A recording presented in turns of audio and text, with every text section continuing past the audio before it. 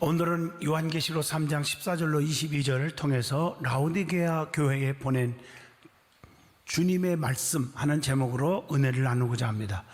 요한계시록이 이제 오늘 8주째, 오늘이 마지막 시간입니다. 다음 주일부터는 성막에 대한 말씀을 증거할 겁니다. 8주 동안 큰 은혜가 임할 줄로 믿습니다. 자, 요한계시록에 나오는 소아시아 7교회 중에서 마지막으로 라오디게아 교회에 대해서 말씀을 나누고자 합니다. 소아시아 7교회 중에서 사대교회와 함께 유일하게 하나님으로부터, 주님으로부터 책망만 받은 교회입니다.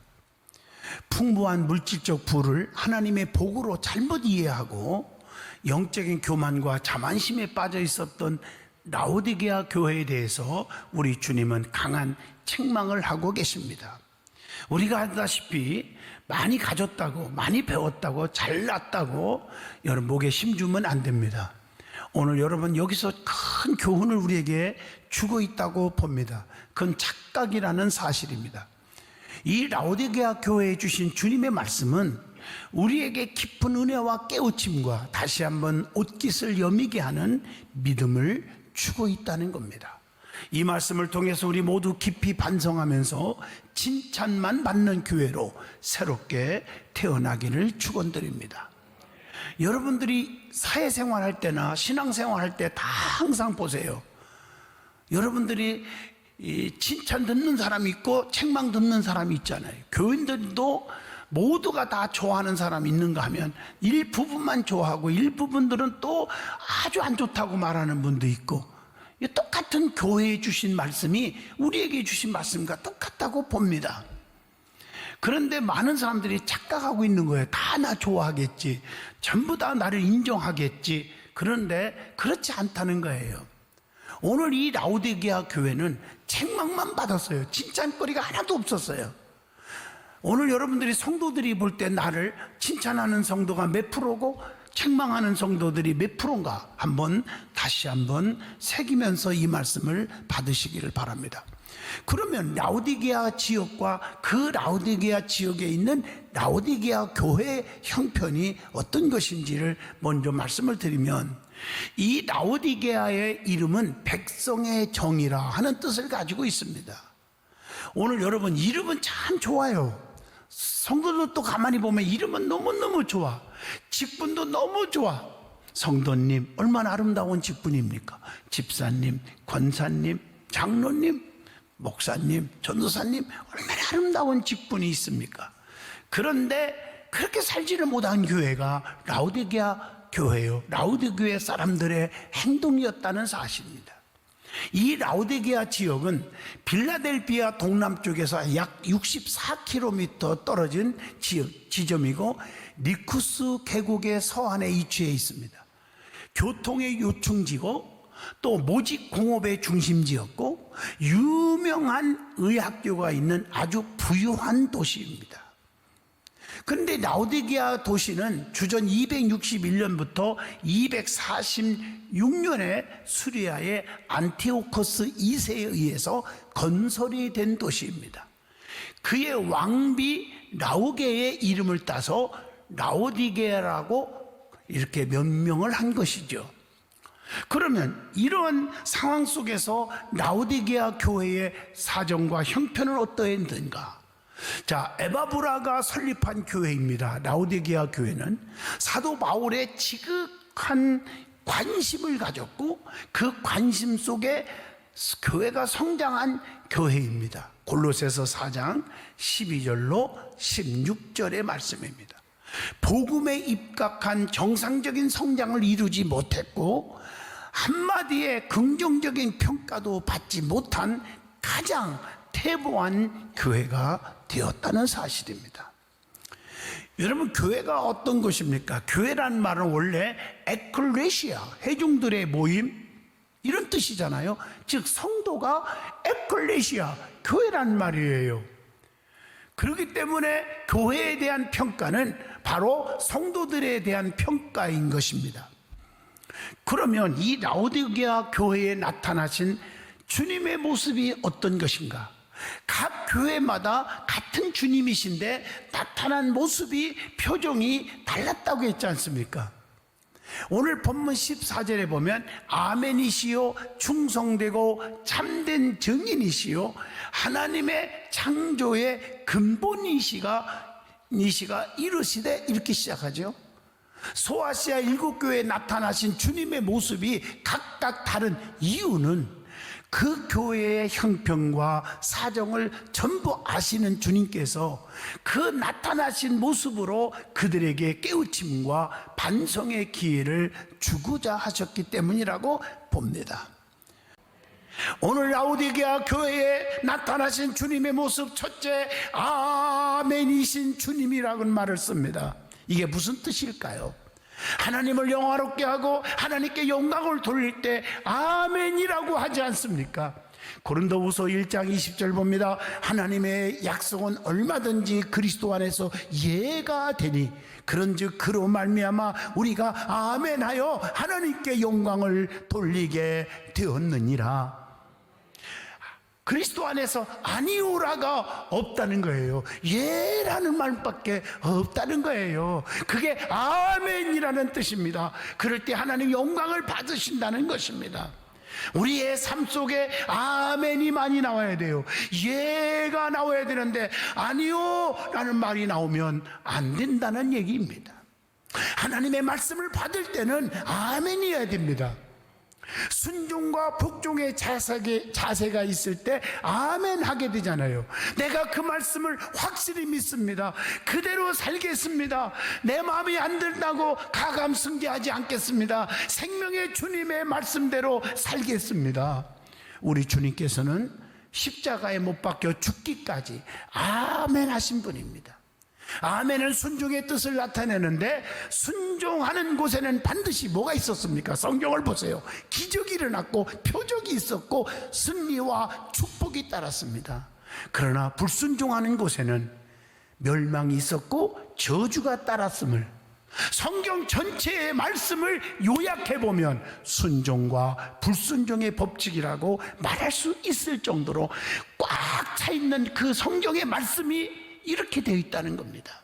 그래서 사무엘상 15장 22절에 순종이 제사보다 낫고 듣는 것이 수양의 기름보다 나으니 이렇게 말했습니다. 베드로전서 3장 20절에 보니까 노예 8 식구만 순종함으로 방주 만들어 그 안에 들어와서 구원받았습니다. 소돔과 고모라 성이 심판받을 때 롯과 두 딸은 절대 순종하여 생명을 건졌지만 롯의 두 사이는 하나님 말씀을 농담으로 가볍게 여기고 롯의 아내는 불순종하여 뒤를 돌아보다가 유황불의 심판, 소금기둥이 되는 심판을 받았음을 창세기 19장 14절에서 30절을 통해서 말씀을 드립니다. 사랑하는 성도 여러분, 신앙생활하면서 우리는 아멘이신 주님을 마음속에 모셨으니 우리도 늘 아멘만 하게 되기를 주 이름으로 축원드립니다. 두 번째로는 충성되고 참된 증인이신 주님이라고 나타나신 모습을 밝힙니다. 충성되고 참된 증인이란 말은 주님께서 하나님의 진실하심을 증거하기 위해 온전한 순종과 충성으로 구약의 모든 예언을 성취하셨다는 사실을 시사하고 있다는 것입니다. 라오디게아 교회는 주님을 향한 충성이 결여되어 있기 때문에 우리 주님은 신실한 모습으로 그들에게 나타나서 각성과 회개를 추구하고 계시다는 것입니다. 추구라는 단어가 잘못 얘기했네요. 촉구하고 계신다. 이게 맞는 단어 같습니다. 그래서 고린도전서 4장 2절에 보면 맡은 자들에게 구할 것은 오직 충성이니라 라고 말씀합니다. 계시록 2장 10절 보면 죽도록 충성하라, 그리하면 내가 생명의 면류관을 내게 주리라 이렇게 말했어요. 기분과 환경 따라 이랬다 저랬다 하면 안 된다는 것입니다. 충성이라는 단어 속에는 무조건적인 단어가 포함되어 있습니다. 하나님이 나에게 맡겨주신 것이기 때문에 우리는 무조건 따르는 것입니다. 세 번째 나타나신 모습은 창조의 근본이신 주님으로 나타납니다. 여기서요, 헬라 원어를 보면요, 원어 성경에 근본이라는 단어를 아르케라는 단어가 있습니다. 이 말은 창조물의 최고의 근원이라는 뜻입니다. 우리 주님은 우리의 생사, 화복을 주관하시는 분입니다. 내가 살고 죽고 행복하고 불행하고 부자가 되고 못 살고 등등 이것이 내 맘대로 되는 것이 아니라 하나님의 손에 있다는 사실을 믿어야 합니다.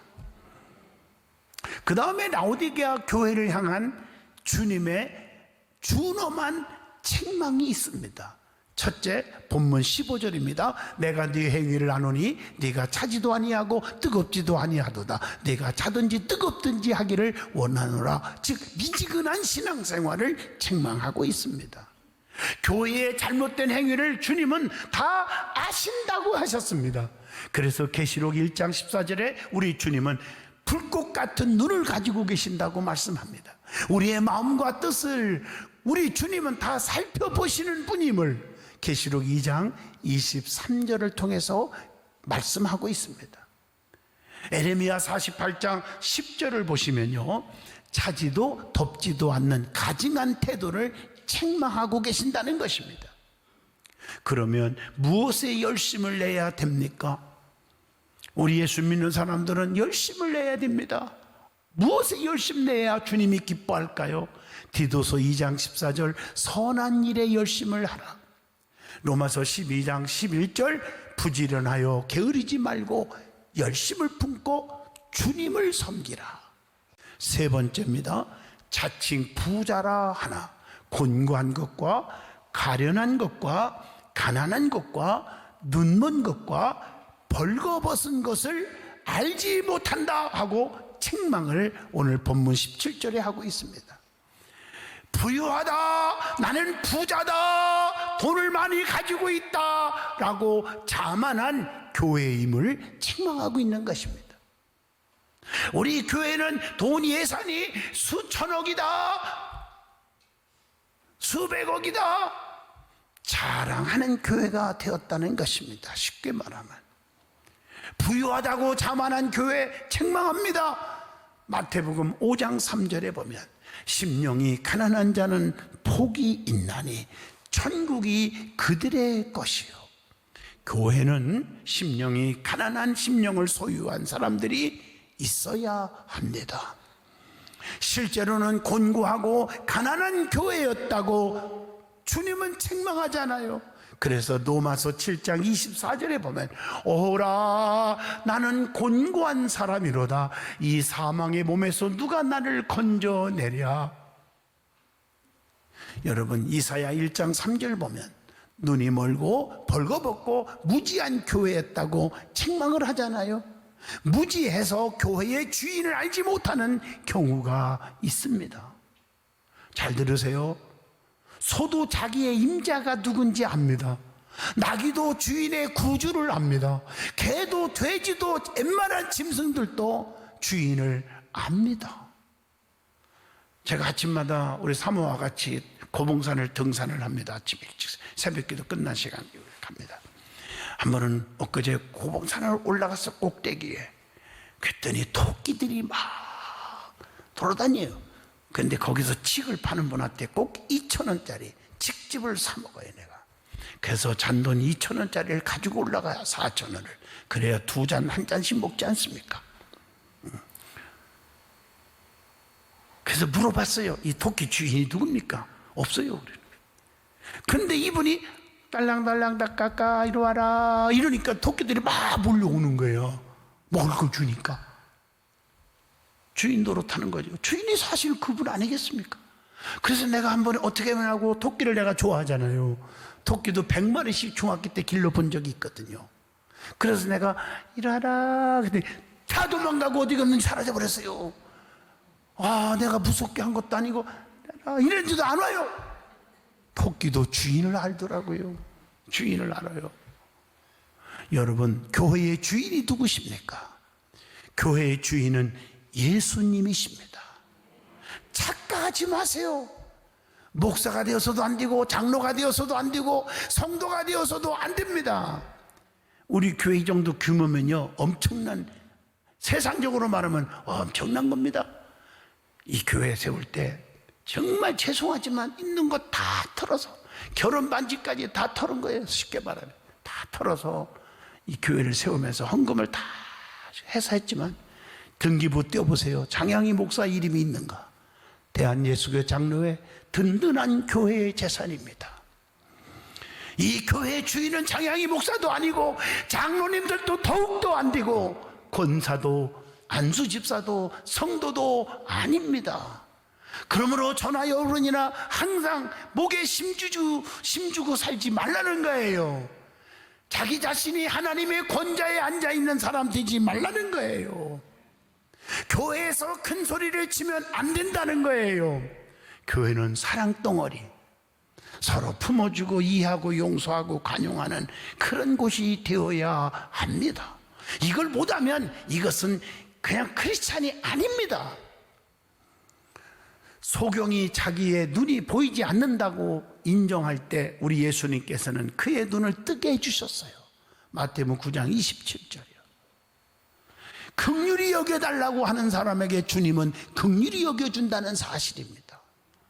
요한복음 5장 9절에 보면 38년 된 병자가 솔직하게 주님을 향하여 애원할 때 우리 주님께서 그를 걷게 해 주셨습니다.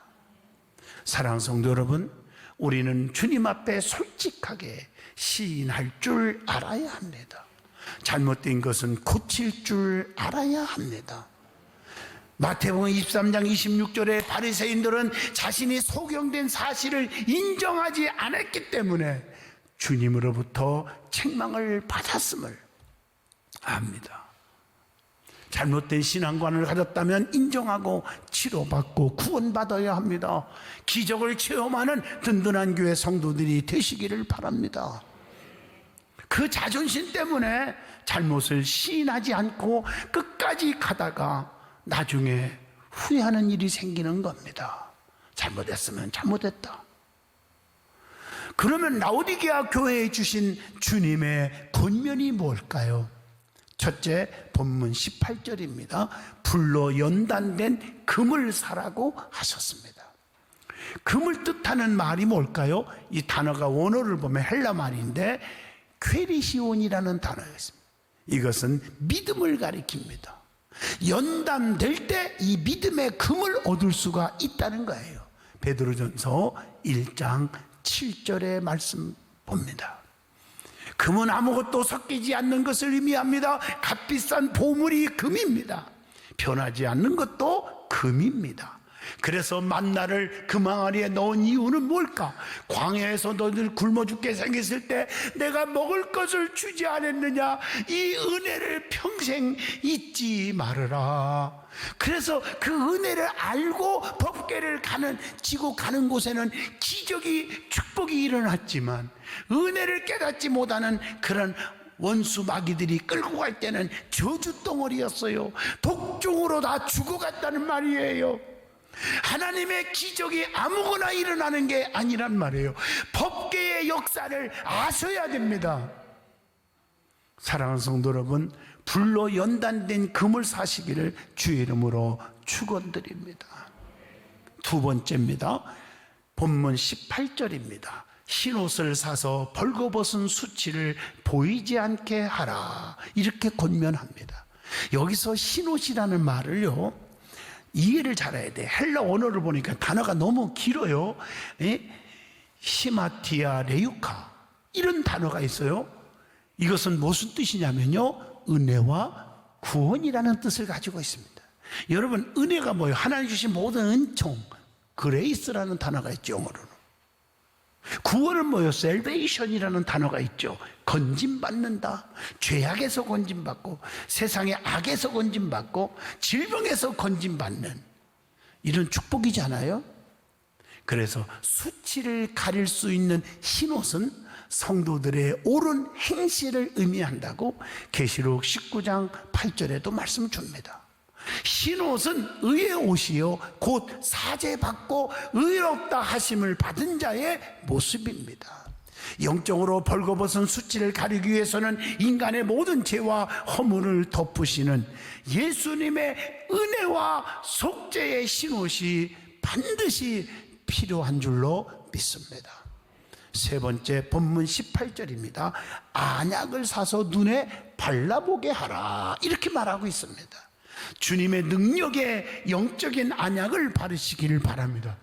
그래서 볼 것은 보고 보지 않을 것은 보지 마십시오. 남의 허물을 자꾸 보려고 하지 마시고 남의 자랑거리, 칭찬거리를 보시고 격려하고 용기를 주고 칭찬을 아끼지 않기를 바랍니다. 믿음의 눈을 떠서 믿음의 삶을 보시기를 축원드립니다. 네 번째, 본문 19절입니다. 네가 열심을 내라, 회개하라, 이랬잖아요. 열심을 내래요. 우리 하나님은요, 과정에 주목을 하십니다. 결과가 좋다 할지라도 과정이 잘못되거나 나쁘면 이것을 인정하지 않습니다. 불법을 행하지 않는 열심을 말씀하고 있는 거죠. 마태복음 7장 22절로 23절의 말씀입니다. 불법을 행하는 자가 되지 않기를 바라면서 무슨 일을 하든지 열심으로 충성하고 교회의 법을 어기는 자가 되지 않기를 축복합니다. 그리고 다섯 번째 19절, 회개하라 그랬어요. 이번 계시록을 설교하면서 회개하라는 단어를 많이 들었잖아. 메타노니아, 메타노이손 많이 들었죠. 방향전환하는 거예요. 돌이키는 것입니다. 그러면 왜 그랬을까? 돌이키지 않으면 어떻게 돼요? 계시록 2장 5절, 회개치 않으면 촛대를, 축복의 촛대, 능력의 촛대, 이것을 옮겨버리겠다고 했지 않습니까? 그러므로 돌이키는 성도가 되시기를 축복합니다. 그러면 라오디게아 교회에 주신 주님의 또한 약속이 있습니다. 첫째, 주님의 음성을 듣고 문을 열으라는 거예요. 그러면 주님과 영적 교제를 해 주시겠다고 본문 20절에 말씀합니다. 우리 주님께서 문을 두드리신다고 했죠. 누구든지 그 음성을 듣고 문을 열면 주님과 함께 기쁨을 누리게 된다고 했습니다.